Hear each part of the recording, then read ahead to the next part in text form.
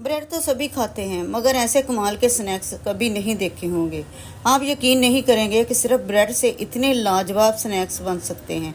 चाय के साथ खाने के लिए आज मैं आपको दिखाने जा रही हूँ ब्रेड के ऐसे मज़ेदार स्नैक्स कि बार बार बनाने को दिल करेगा। सादा सी ब्रेड को कैसे बदलें मज़ेदार स्नैक्स में, आइए देखते हैं ज़बरदस्त तरकीब। बिस्मिल्लाहिर्रहमानिर्रहीम। अस्सलाम वालेकुम। तो ब्रेड के स्नैक्स बनाने के लिए सबसे पहले 300 ग्राम बोनलेस चिकन लेंगे, 1 गिलास पानी शामिल करेंगे, हाफ टी स्पून नमक, हाफ टी स्पून काली मिर्च शामिल करेंगे। अब इसे प्रेशर लगाकर विसल चलने के बाद 6 से 7 मिनट के लिए पका लेंगे।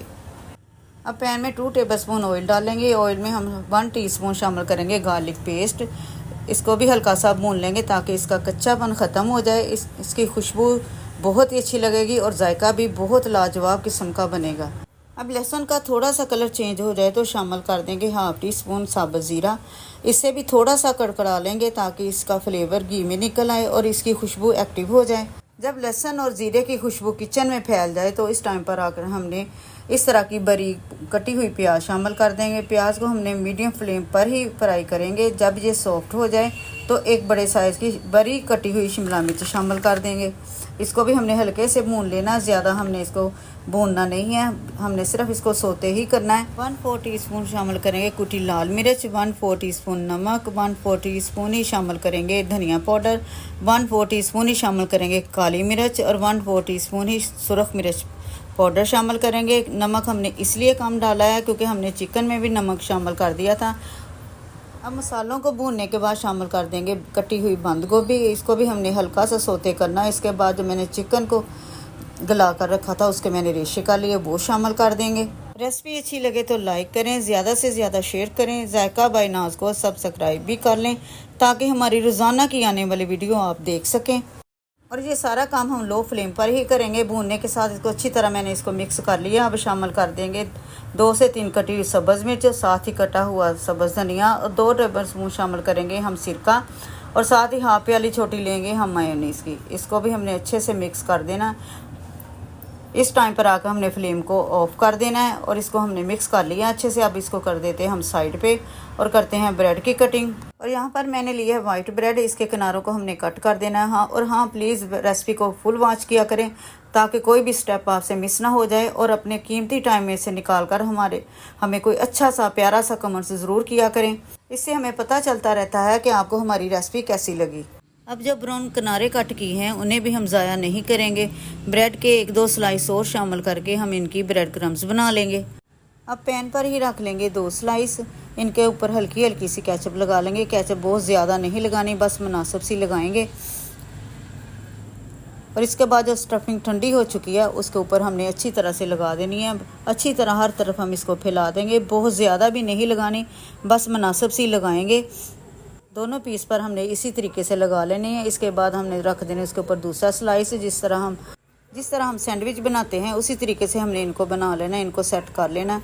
जो यहाँ पर देखे सारे मैंने सेट कर लिए हैं। आप इन्हें किसी टी पार्टी वगैरह में भी बना सकते हैं। ब्रेड के ये यूनिक आइडियाज़ आपके टेबल पर खुशबू और जायके का नया मज़ा ले आएंगे। ये ब्रेड स्नैक्स इतने क्रंची और टेस्टी हैं कि बार बार बनाने को दिल चाहेगा।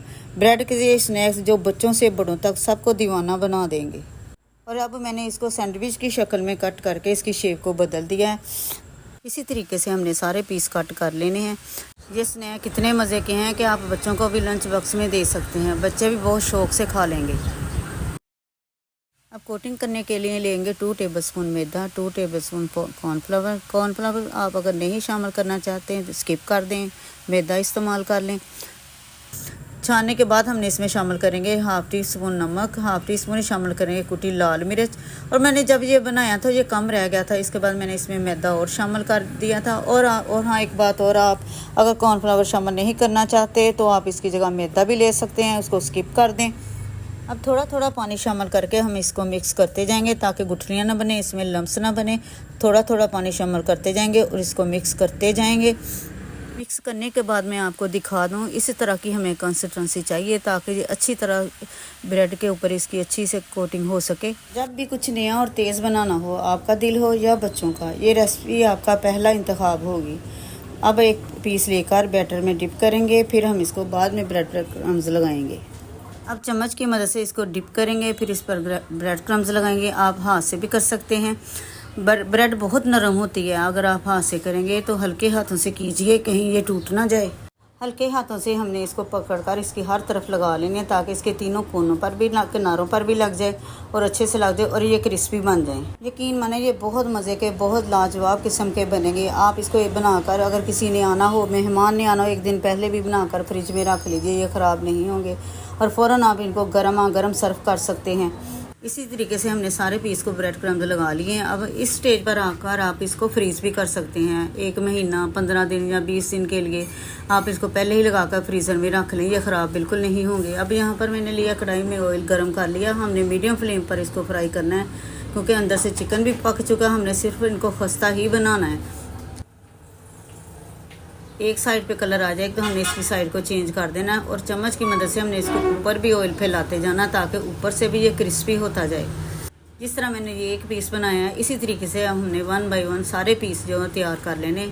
इसी तरह हमने पहले एक साइड को इसको कलर देना, फिर दूसरी साइड को हमने चेंज करके इसको कलर दे देना।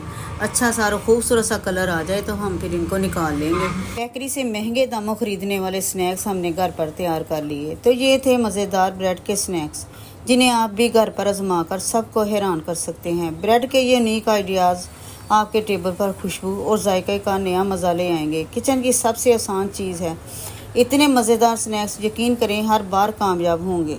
अब जो मैंने एक पीस कट किए बगैर ही फ्राई किया था, मैं इसको कटिंग करके भी आपको चेक करवा देती हूँ कि अंदर से इसकी लुक कितनी प्यारी और कितनी खूबसूरत लग रही है और कितनी मज़े की लग रही है।